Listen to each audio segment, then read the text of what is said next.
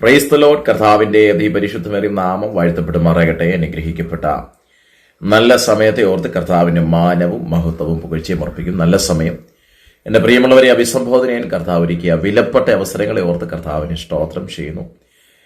ഈ അനുഗ്രഹിക്കപ്പെട്ട സമയം എല്ലാ പ്രിയപ്പെട്ടവരെയും കർത്താവ് അനുഗ്രഹിക്കട്ടെ എന്ന് പ്രാർത്ഥിക്കുന്നു.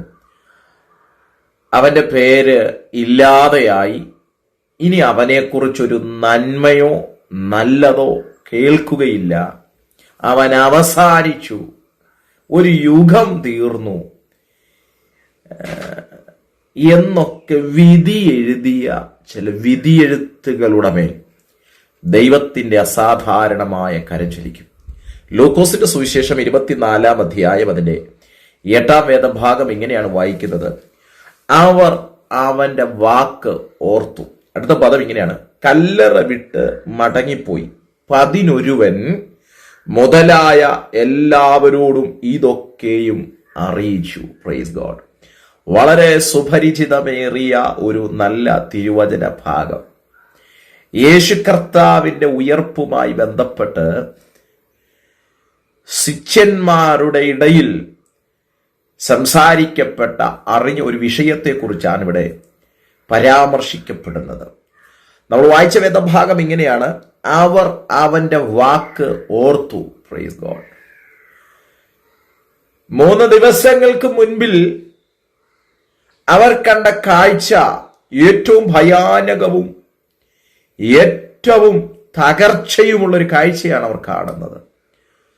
അത് മറ്റൊന്നുമല്ല, ഗോൽഗോഥയുടെ മലമുകളിൽ യേശു കർത്താവിന്റെ ക്രൂശീകരണം അകലം വിട്ടു സഞ്ചരിച്ച ശിഷ്യന്മാർ മാറി നിന്ന് കാണുന്നൊരു കാഴ്ചയാണ്.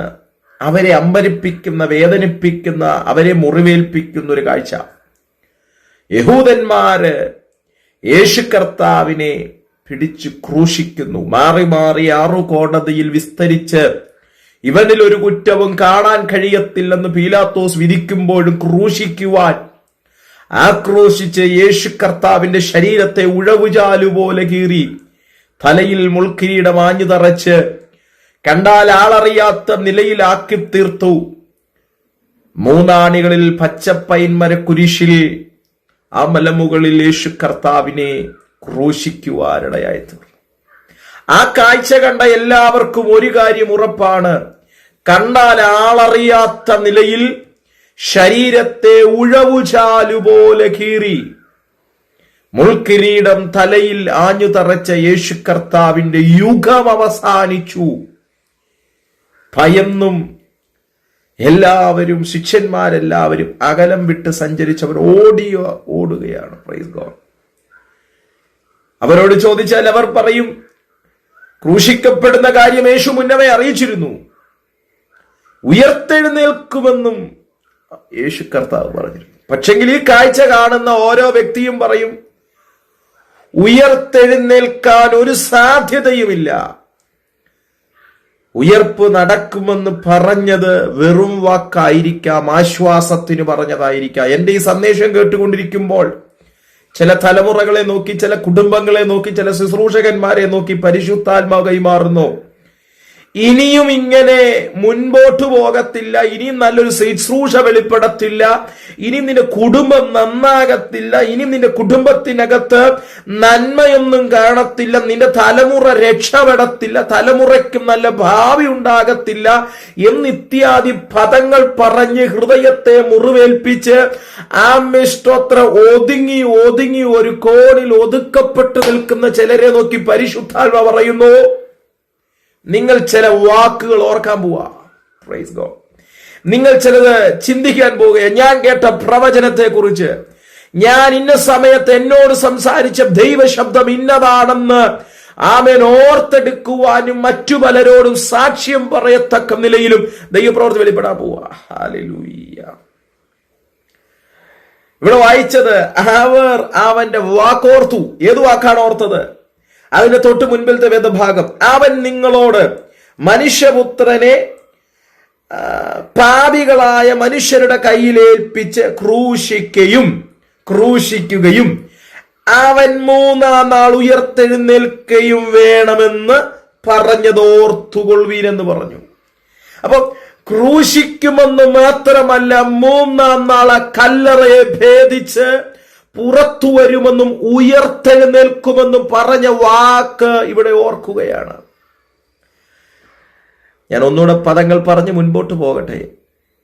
അവർ കണ്ട കാഴ്ചയിൽ ഒരു കാരണവശാലും ഈ ഉയർപ്പിനെ കുറിച്ച് അവർ ഓർക്കേണ്ടാത്തതാണ്. കാരണം ഒരു മനുഷ്യനെ വല്ലാത്ത നിലയിൽ ശരീരത്തെ ആ മനുഷ്യൻ അല്ലെങ്കിൽ യേശു കർത്താവിനെ വല്ലാതെ നിലയിൽ ക്രൂശിക്കുന്ന കാഴ്ച കണ്ടവർ ഒരിക്കലും ഉയർത്തെഴുന്നേൽക്കുമെന്ന് ഓർക്കുകയോ വിശ്വസിക്കുകയോ ചെയ്യത്തില്ല. എന്നാൽ ഇന്ന് അതിനോട് ചേർന്ന് പരിശുദ്ധാത്മാവ് പറയുന്നു, എഴുതി തള്ളിയതിനെ, വിധി എഴുതിയതിനെ, ദൈവത്തിന് സ്തോത്രം ചെയ്യുന്നു, മാറ്റി നിർത്തപ്പെട്ടതിനെ, സ്തോത്രം, ഒന്നടങ്കം കല്ലെറിഞ്ഞതിനെ, അവനെ ഇവിടെ കയറ്റാൻ കൊള്ളത്തില്ല, അവളെ ഈ കുടുംബത്തിന് കൊള്ളത്തില്ല, അവൻ സ്തോത്രം നാശമാണ്, അവൻ ശരിയല്ല എന്നൊക്കെ പറഞ്ഞ് ആമേൻ നമ്മുടെ തല താഴ്ത്താൻ, നമ്മെ തകർത്ത് കളയാൻ, നമ്മെ നിരാശപ്പെടുത്തി കളയാൻ മുറിവേൽപ്പിച്ച ചില വാർത്തകളെ എടുത്തുമാറ്റി ഉയർത്തെഴുന്നേൽക്കുമെന്നുള്ള വാക്കോർപ്പിച്ചതുപോലെ അങ്ങയുടെ തലമുറയെ, അങ്ങയുടെ കുടുംബത്തെ, അങ്ങയുടെ ദേശത്തുയർത്തി തല ഉയർത്തി പിടിച്ചുകൊണ്ട് എന്റെ ദൈവം ഞങ്ങൾക്ക് വേണ്ടി പ്രവർത്തിച്ചെന്ന് പറയിപ്പിക്കാനുള്ള ദൈവിക പദ്ധതിയുണ്ട്. Praise God. പ്രിയപ്പെട്ടവരെ, നാം ഏതു വിഷയത്തിനകത്താണ് ഒതുങ്ങിയത്? നാം ഏത് വിഷയത്തിനകത്താണ് ഇനി ഒരു എഴുന്നേൽപ്പ് നടക്കത്തില്ല, ഇവിടം കൊണ്ടെല്ലാം അവസാനിച്ചെന്ന് പറഞ്ഞ് വേദനപ്പെട്ടു പോയത്? അവിടെ നിന്ന് ചിലത് ദൈവം എഴുതി തുടങ്ങാൻ പോകുകയാണ്. അവിടെ നിന്ന് ചിലത് ദൈവത്തിന്റെ പദ്ധതികളായി രൂപീകരണം നടക്കാൻ പോകുകയാ. പുതിയത് ചിലത് എഴുതി തുടങ്ങാൻ പോകുകയാ. ശിഷ്യന്മാർ തമ്മിൽ പറയുന്നു, അവൻ പറഞ്ഞത് ഞങ്ങൾ ഓർക്കുന്നു. എന്താ? ഉയർക്കുമെന്ന് പറഞ്ഞത്.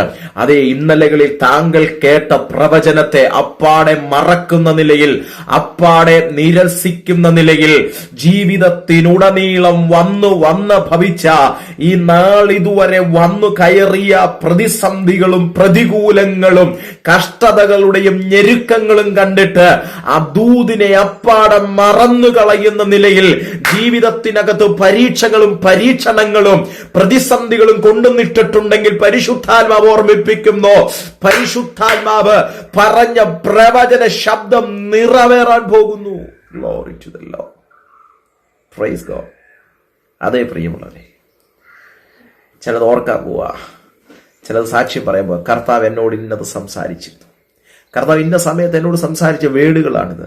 അങ്ങനെ ഓർത്തെടുക്കാൻ പോകുക. തലമുറയുടെ, കുടുംബത്തിന്റെ, ജോലിയുടെ, ശുശ്രൂഷയുടെ, അങ്ങനെ പല മേഖലകൾക്കകത്ത് ദൈവം ചെയ്യാൻ പോകുന്ന അത്ഭുതങ്ങളെ കണ്ട്, അതുകൊണ്ട് വളരെ പ്രാർത്ഥനയോടെ എന്റെ ജീവിതത്തിൽ അങ്ങനെ ചില അത്ഭുതങ്ങൾ നടക്കട്ടെ, അങ്ങനെ ചില ദൈവപ്രവർത്തികൾ സംഭവിക്കാൻ പോകുന്നു എന്ന ഉറച്ച വിശ്വാസത്തോട് പറയണം. അവിശ്വാസത്തിന്റെ വാക്കല്ല, അതേ എന്റെ ജീവിതത്തിൽ അത്ഭുതം നടക്കാൻ പോകുന്നു, അതേ എന്റെ ജീവിതത്തിൽ വലിയ ദൈവപ്രവൃത്തി വെളിപ്പെടാൻ പോകുന്നു എന്നുള്ള ആമേൻ അഭേദ്യമായ ബോധ്യത്തിലും വിശ്വാസത്തിലും വളരെ പ്രാർത്ഥനയിലും നമുക്ക് മുൻപോട്ട് പോകാം. കർത്താവ് വചനങ്ങളാൽ നമ്മെ അവരെയും അനുഗ്രഹിക്കട്ടെ. God bless you. Thank you.